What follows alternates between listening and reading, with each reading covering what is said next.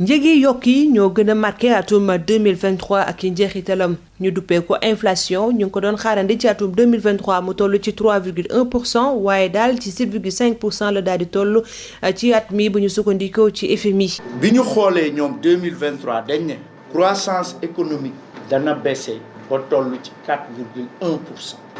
malgré que croissance bi baissé na Sénégal toujours mu ngi ci quand même benn croissance bu am solo boo xam ne moo ëpp Afrique au sud du Sahara. déficit budgétaire bu Sénégal mu ngi wàññeeku mu ngi jóge woon ci 6 et quelques % 2022 wàcc ba 4,9% 2023. li ko waral mooy njeexitalu guerrub Ukraine waaye tamit yenn manifestation yu fi amoon fii ci Sénégal ak yeneen loolee tax nag ba askan bi di ko gën a sentir njëgu dund gi yokku lépp rek daal di yokku mu metti loolu ci askan wi. waaw loolu gis naa ne lu am na. Dakar moom dundam dafa seer vie bi dafa seer lool macha allah. lii fee la yokkoo andi fee la yokkoo andi yokko bi moom métti na loolu wax dëgg suñ dundi moom fii Ndakaaru métti na si ñun wax dëgg yàlla. Ah mais nous tous le constatons hein. Si vous voyez la rue comment elle est, les commerçants sont plus nombreux que les acheteurs. njëgu courant bi tamit daal di yokku ci weerub janvier ab grille tarifaire bu bees la Senelec daal di appliqué ndax nguuru Sénégal dafa rek daal di wàññi xaalis bu mu doon jël di ko dugal ci wàllub énergie. nee nañ subvention yi nga xam ne Sénégal mu ngi koy def ci énergie bi dafay wàññeeku progressif mu ngi toll woon avant Covid ay 120 milliards rek la woon mais gis nañ ne effectivement subvention yi dafa bari. après Covid bi 2022 rek def nañ ci 750 milliards ci subvention ci wàllu énergie maanaam njëgu gasoil bi njëgu carburant bi maanaam électricité bi yooyu.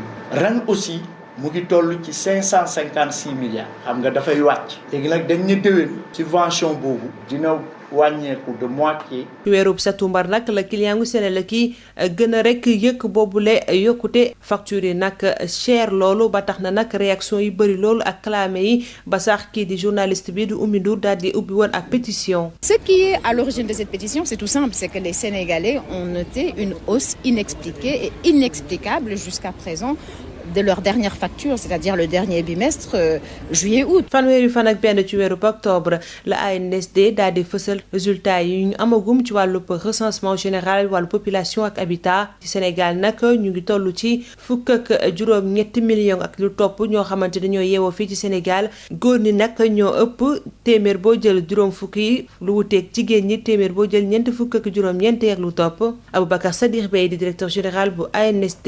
li muy wane nag ni mu population bi bindoo xaaj benn bi ñi ngi am fukki at ak juróom-ñeent xaaj beneen bi am na fukki at ak juróom-ñeent ak lu topp population bi ci ñaari pàcc loolu fukki at ak juróom-ñeent la mais boo ko xoolee tamit ndaw ñi bu fekkee ne dañ ne boo amee 35 ans ak lu ko 35 ans ak su lu jëkko jëme lu ko yées loolu ñooñu 75%.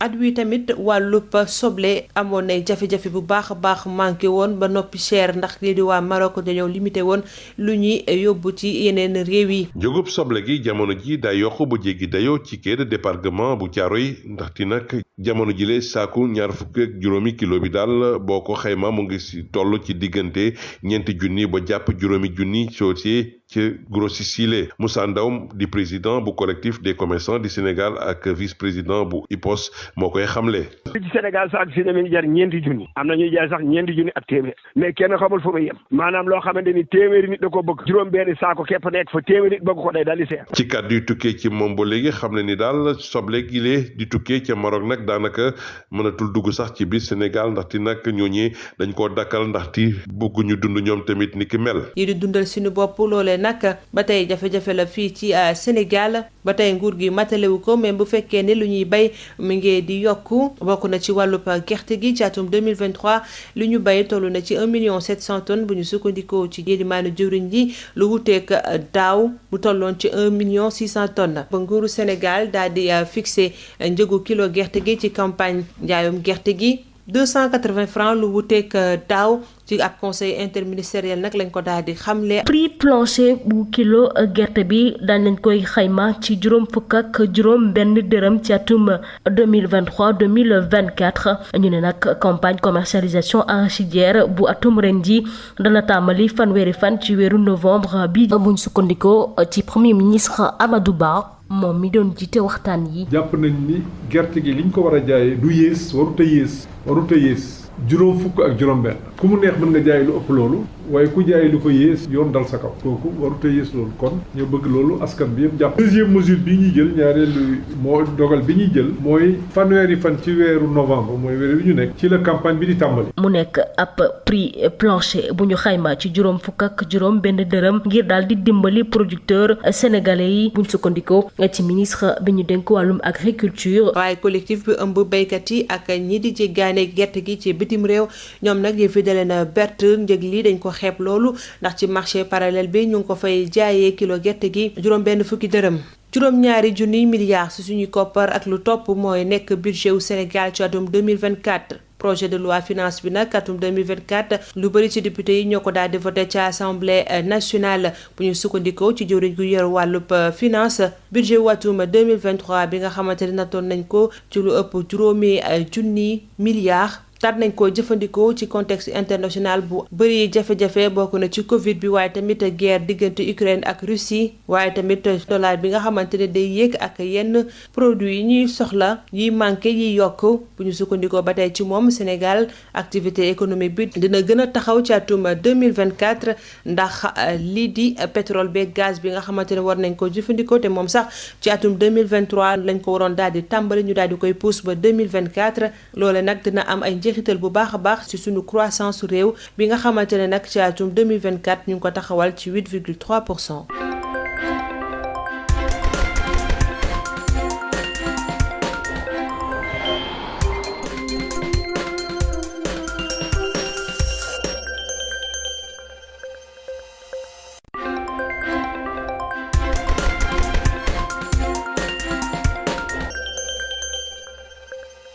L'inflation a marqué l'année 2023 avec son lot de conséquences.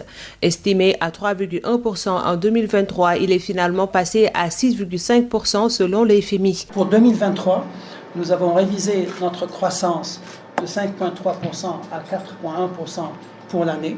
L'inflation, nous l'avons aussi révisé vers la hausse, à peu près de 3 points. On était à 3,1%, actuellement on est à 6,5%. Et la balance, le compte courant au niveau des balances des paiements, actuellement on estime à 14,5% du PIB, une légère augmentation par rapport à ce qu'on avait avant, à 13,3%. L'impact de la guerre ukrainienne, des manifestations politiques continuent à se faire sentir après la Covid par les populations. Le prix des denrées alimentaires ont flambé. waaw loolu gis naa ne lu am na Dakar moom dundam dafa seer vie bi dafa seer lool macha allah. lii fee la yokkoo andi fee la yokkoo andi yokko bi moom métti na loolu wax dëgg suñ dundi moom fii Ndakaaru métti na si ñun wax dëgg yàlla. Ah mais nous tous le constatons, hein. Si vous voyez la rue comment elle est, les commerçants sont plus nombreux que les acheteurs. Le coût de l'électricité a également augmenté. Au mois de janvier, une nouvelle grille tarifaire est appliquée par la Sénélec. L'État a réduit la subvention à l'énergie. Il a parlé d'élimination progressive. On était à 4,4% du PIB de subvention dans le secteur de l'énergie en 2022. 750 milliards. On est à quasiment 2,9% du PIB en 2023, 556 milliards. Or, la loi de finances initiale avait prévu 450.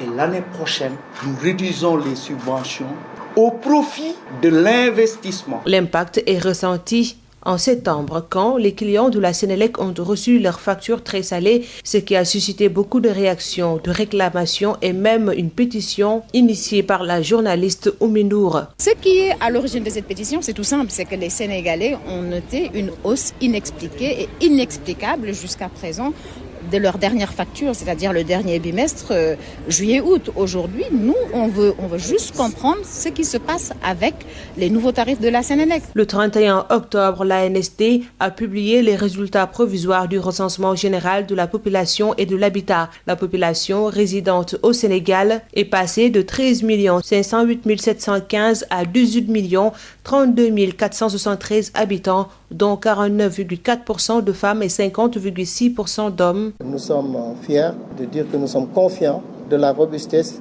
des données que nous avons reçues. La population du Sénégal en 2023 donc, est estimée à 18 32 473 habitants, une population marquée surtout par sa jeunesse, avec un âge médian de 19 ans, avec une population jeune de 75%, 75% effectivement de la population à moins de 35 ans. Cette année, le marché de l'oignon a connu une forte tension. Le Maroc avait limité ses exportations. Le prix de l'oignon a grimpé considérablement au niveau des quais de débarquement. Actuellement, le sac de 25 kilos coûte entre 20 et 25 000. C'est le demi-grossiste selon Moussa Ndaw, président du collectif des commerçants du Sénégal et vice-président de IPOS. Sénégal sax fi demee jar ñeenti junni am na ñuy jaay sax ñeenti junni ak téeméer mais kenn xamul fu muy yem maanaam loo xamante ni téeméeri nit da ko bëgg juróom benn saako képp nekk fa téeméeri nit bëgg ko day daal di seer. Selon lui, l'oignon en provenance du Maroc n'est plus autorisé par le roi qui ne veut pas vivre la tension dans son pays. L'autosuffisance alimentaire reste toujours un défi pour l'État du Sénégal, même si les productions agricoles ont augmenté. C'est le cas de l'arachide. En 2023, la production est estimée à 1 700 000 tonnes contre 1 600 000 en 2022.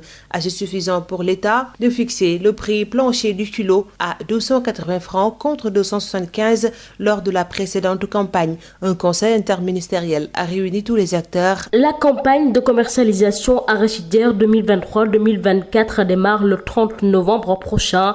Pour cette année, le prix plancher du kilogramme d'arachide fixé à 280 francs CFA contre 275 francs durant la précédente campagne arachidière. Premier ministre Amadou Ba.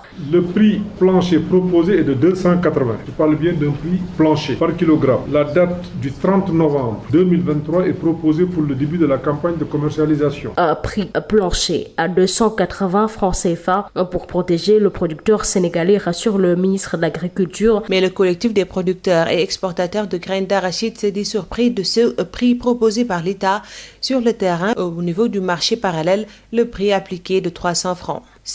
3 milliards de francs CFA, c'est le budget de l'État du Sénégal prévu pour 2024. Le projet de loi des finances 2024 a été adopté par la majorité des députés de l'Assemblée nationale. Selon le ministre des Finances, le budget de 2023, arrêté à 5 441 milliards de francs CFA, a été exécuté dans un contexte international particulier marqué par l'avènement de la Covid-19 et de la crise entre la Russie et l'Ukraine, avec un corollaire des tensions sur les échanges extérieurs de certains produits et un relèvement conséquent des cours des matières premières de base. La dynamique de l'activité économique serait renforcée en 2024 par le démarrage effectif et l'exploitation des ressources pétrolières et gazières. L'exploitation va avoir un impact significatif sur la croissance estimée à 8,3% en 2024.